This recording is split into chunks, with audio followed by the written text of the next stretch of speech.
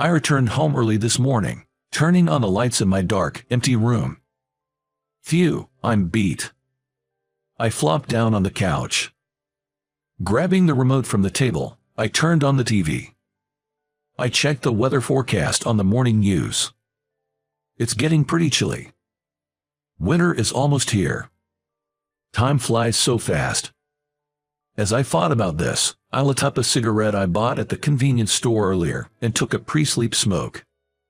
Every morning, it's the same routine. It's been like this for 5 years now. My name is James. I've never gotten used to living alone in this empty house, nor to the feeling of loneliness. I never imagined my life would turn out like this. It's all a result of my own actions. Sigh. I was supposed to have a brighter future. In the silent room, I found myself sighing and reminiscing about the past. I met my wife when I broke my leg and was hospitalized. She was a nurse at the hospital where I was staying, and I, with a broken leg, struggled to get used to a wheelchair and crutches during my painful rehabilitation. I feared I might never walk again. I felt anxious and worried. It was then that she started talking to me and treated me kindly, seeming like an angel. Talking to her, with her cute smile, made me feel really happy. "Hey, after I get discharged, would you like to go out for dinner with me?" I asked her almost every day. She turned me down many times, but finally, she gave in and handed me a note with her contact information. Yes, finally, I've got a date. The night before our first date, I was so excited that I had trouble falling asleep. On our first date, I was completely captivated by her. I had only ever seen her in scrubs before, but she wore a white floral dress and stylish accessories. After asking her out to eat several times, I confessed my feelings and asked her to be my girlfriend. I was over the moon when she said yes. Eventually, as our relationship progressed, we started considering marriage. "You know, I'd like you to meet my parents soon," she said, her face turning red. "I want to introduce you to my parents too. Let's plan to visit each other's parents next weekend." "Okay, thank you." A few days later, while I was at work, she called me. "Hello, what's up? I have something to tell you." "Hey, I'm at work. What's going on?" "Sorry, but I just couldn't wait to tell you." She sounded really happy. "What is it?" "Today, while I was at work, I felt nauseous and my stomach and back hurt, so I was allowed to leave work early and went to the obstetrician, and lo and behold, I have a baby." "Really?" I shouted out loud in surprise. I left work early that day, bought her favorite cakes, and as soon as I got home, I hugged her tightly. She had a smile filled with joy. She was 3 months pregnant. "We're so lucky to be blessed with a baby so soon," I said. Indeed, when we told our parents about our shotgun wedding, I was afraid they'd oppose it, but both families were actually thrilled. So, we get married, and my wife safely delivered a healthy baby girl. I felt truly happy from the bottom of my heart, looking at our adorable child. After spending a month staying at her parents' home, my wife returned home with our daughter. She was busy with the unfamiliar tasks of childcare every day.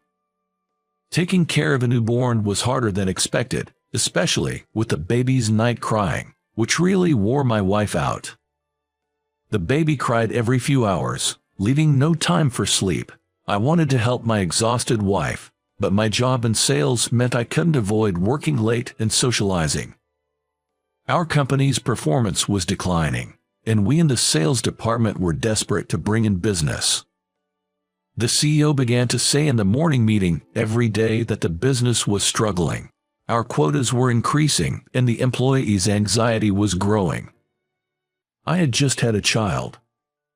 A cut in my salary would be a big problem. I poured my soul into every sales call, working diligently. Then, one day, something happened.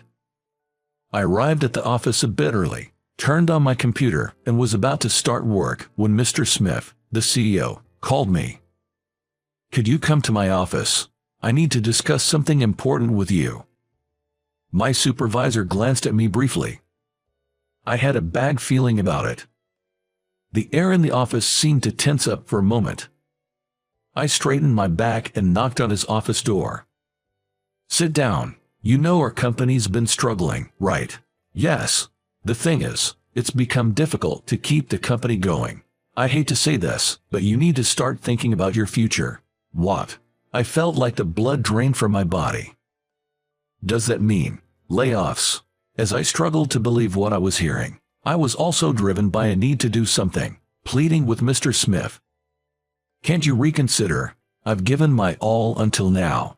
This is just, I can't accept it so suddenly. I understand the company's difficulties, but it's a problem for me too if you just spring this on me." As I said this, trembling, Mr. Smith looked into my eyes more sternly than before and started speaking. "I need you to understand. I wish I could keep you.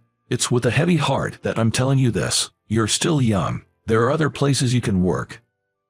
Mr. Smith said this and then looked away, downcast. True, our company's average age was high, and other employees had kids still in school, which would be costly. In comparison, my child had just been born.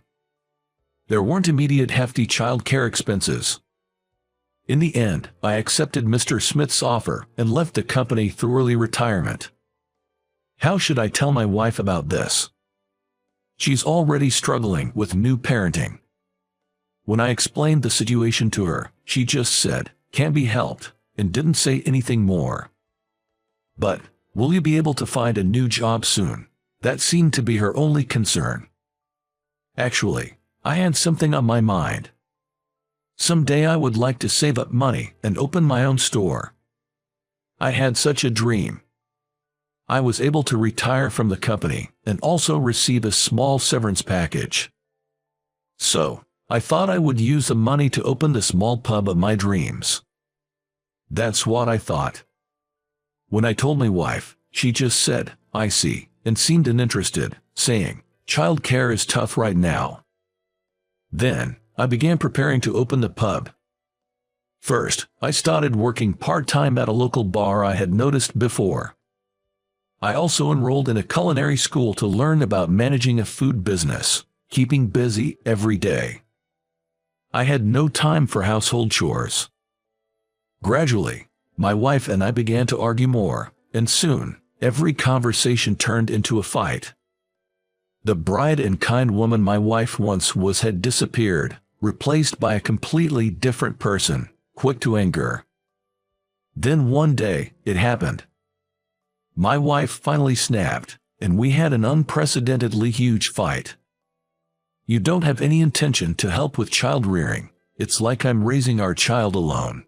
Quitting your job suddenly to chase a dream seems thoughtless to me," she said. My wife said something like that. I was quite selfish. My wife was an excellent nurse and would have advanced her career if we hadn't had our child. She wanted to return to work early, but couldn't because of the long waiting list for daycare.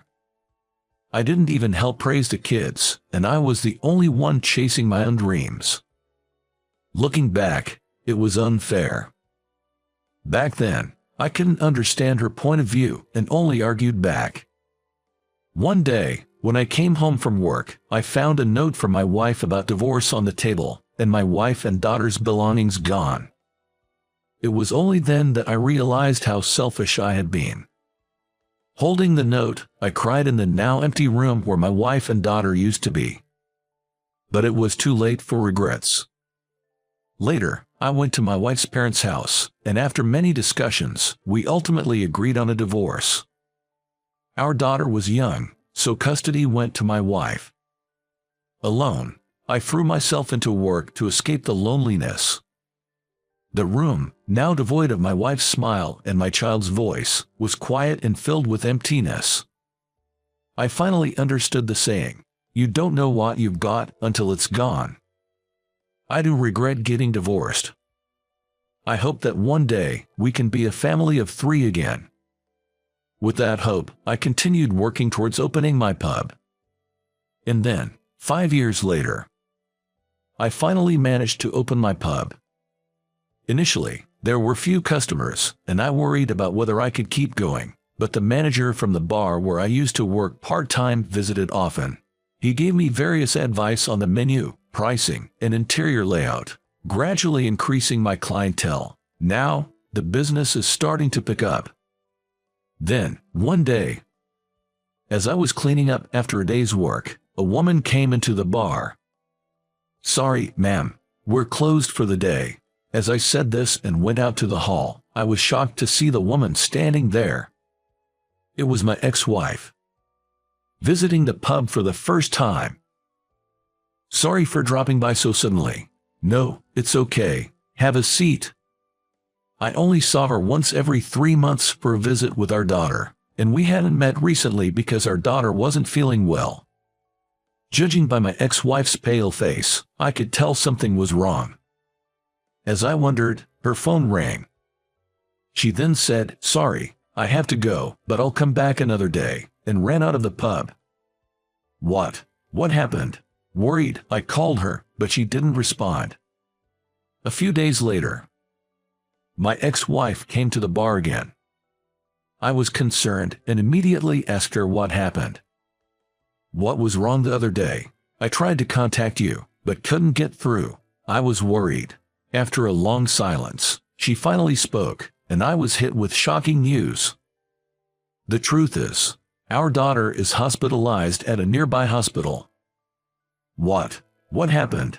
Our daughter, she has a kidney problem. When I came here last time, her condition suddenly worsened. She needs a transplant, but we can't find a donor.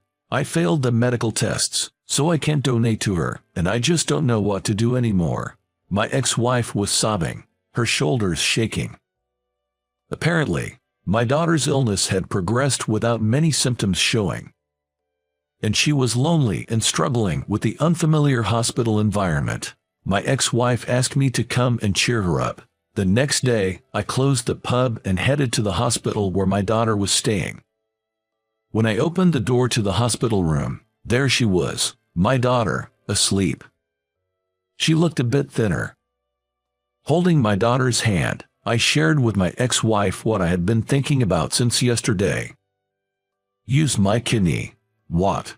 I haven't done anything fatherly for our daughter, just regret so far. I've been away, but I care about her as much as you do. It's a strange way to show it, but if I can be of help, I want to save her. I conveyed all my feelings to her. After a silence, she spoke with tears in her eyes.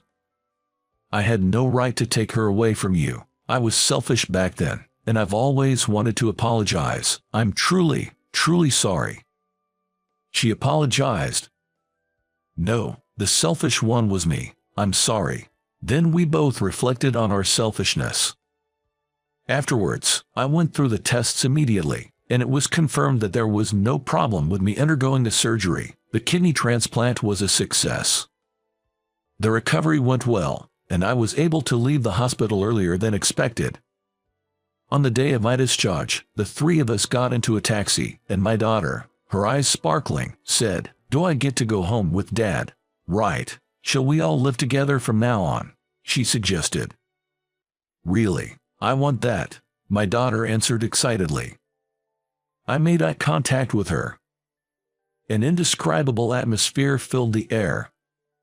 "All right, let's all live together then, huh?" When I said this, my daughter was so happy that she held my hand and said, "Yay." And so, after 5 years, we started living under the same roof again. Smiles returned to the once silent room, and we spent each day closely, as if making up for the time we were apart.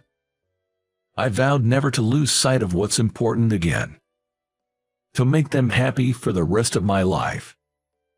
That was my promise.